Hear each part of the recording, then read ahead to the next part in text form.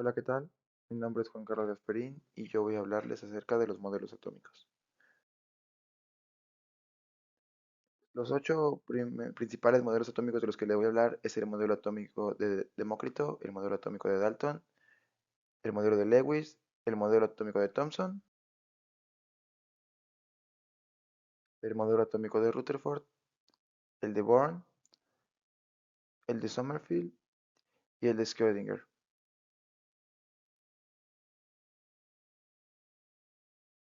¿Qué son los modelos atómicos? Principalmente se conoce como modelo atómico a las distintas representaciones gráficas de la estructura y funcionamiento de los átomos. Los modelos atómicos han sido desarrollados a lo largo de la historia de la humanidad a partir de las ideas que en cada época se manejan respecto a la composición de la materia. Los primeros modelos atómicos datan de la antigüedad clásica cuando los filósofos y naturalistas se aventuraron a pensar y a decidir la composición de las cosas que existen, es decir, de la materia. El primer modelo atómico fue el de Demócrito. Demócrito propuso que el mundo estaba formado por partículas muy pequeñas e indivisibles, de existencia eterna, homogénea e incomprensibles, cuyas únicas diferencias eran de forma y tamaño, nunca de funcionamiento interno. Estas partículas se bautizaron como átomos, palabra que proviene del griego atemen, y significa indivisible. Según Demócrito, las propiedades de la materia estaban determinadas por el modo en que los átomos se agrupaban. Filósofos posteriores como Epicuro añadieron a la teoría del movimiento aleatoria de los átomos.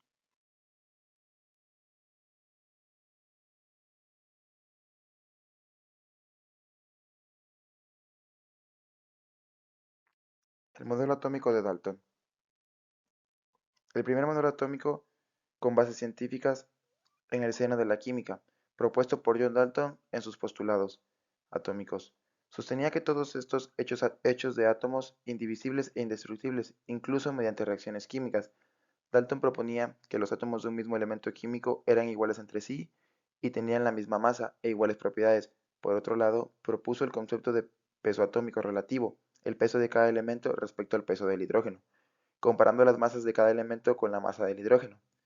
También propuso que los átomos pueden combinarse entre sí para formar compuestos químicos. La teoría de Dalton tuvo algunos errores. Afirmaba que los compuestos químicos se formaban usando la menor cantidad de átomos posibles de sus elementos. Por ejemplo, la molécula de agua, según Dalton, sería HO y no H2O, que es la fórmula correcta. Por otro lado, decía que los elementos en estado gaseoso siempre eran monoatómicos, o sea, compuestos por un solo átomo, lo que actualmente sabemos que pues no es así.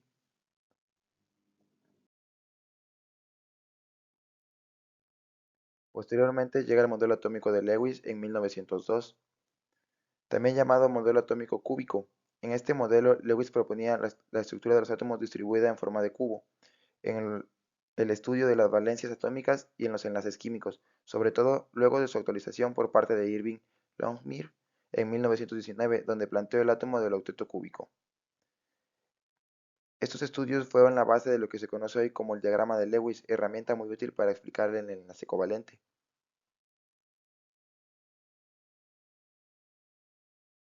Posteriormente continuamos con el modelo atómico de Thomson en 1904. Thomson asumía que los átomos eran esféricos con electrones incrustados en ellos. Propuesto por él descubrió que el electrón en 1987. Este modelo es previo al descubrimiento de los protones y neutrones, por lo que asumía que los átomos estaban compuestos por una esfera de carga positiva y los electrones de carga negativa estaban incrustados en ella, como las pasas en el pudín. Dicha metáfora le otorgó el nombre epíteto de modelo de pudín de pasas o pastel de pasas. Este modelo hacía una predicción incorrecta de la carga positiva en el átomo, pues afirmaba que estaba distribuida por todo el átomo. Más tarde, eso fue corregido por el modelo de Rutherford, que se definió como el núcleo atómico. El modelo de Rutherford, que es el que vamos a ver a continuación, es uno de los más importantes. El modelo atómico de Rutherford en 1911. Como les he dicho anteriormente, este es uno de los más importantes y el que ayudó a descubrir muchísimas cosas. Ernest Rutherford realizó una serie de experimentos en 1911 a partir de láminas de oro.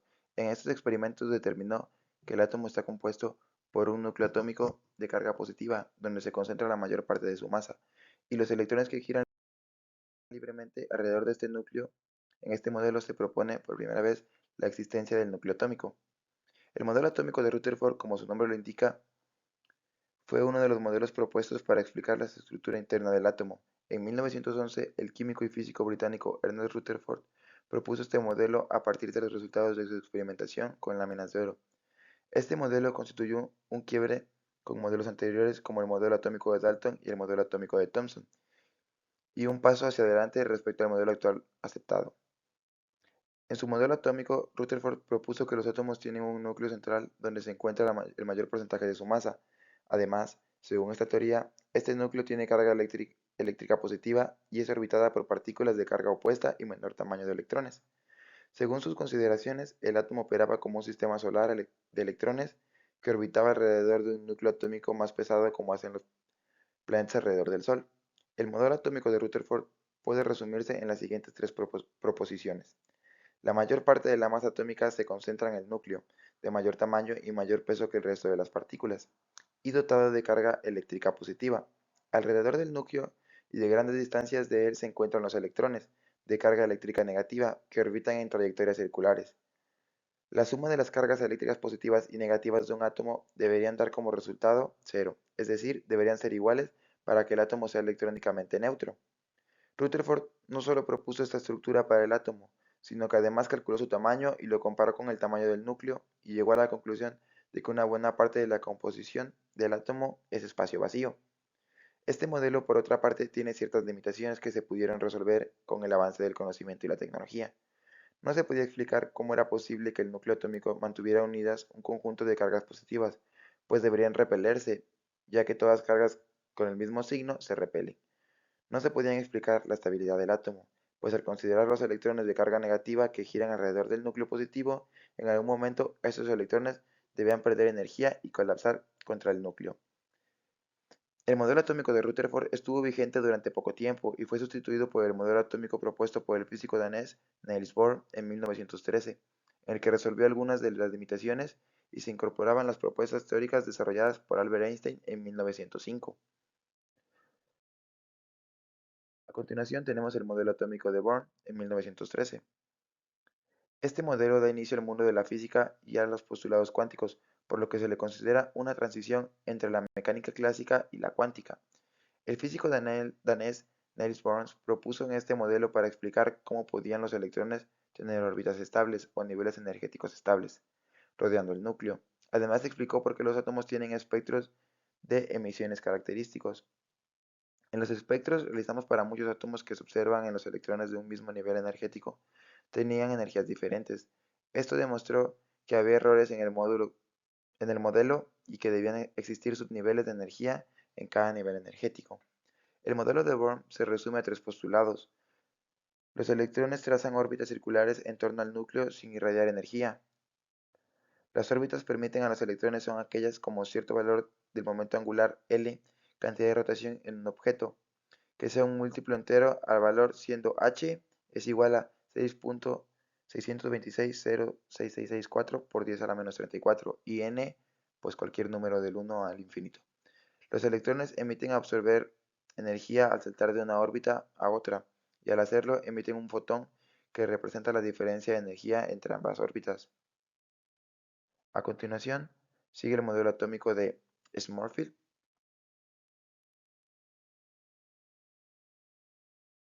El modelo atómico de Smallfield en 1916. Este modelo fue propuesto por Arnold Smallfield para intentar cubrir las deficiencias que presentaba el modelo de Bohr. Se basó en parte de los postulados relativos de Albert Einstein. Entre sus modificaciones está la afirmación de las órbitas de los electrones fuera círculos o elípticas, que los electrones tuvieran corrientes eléctricas y minúsculas, y que a partir del segundo nivel de energía existían dos o más subniveles. Aquí está una imagen de cómo fue su modelo atómico. Y por último, el que tenemos actualmente,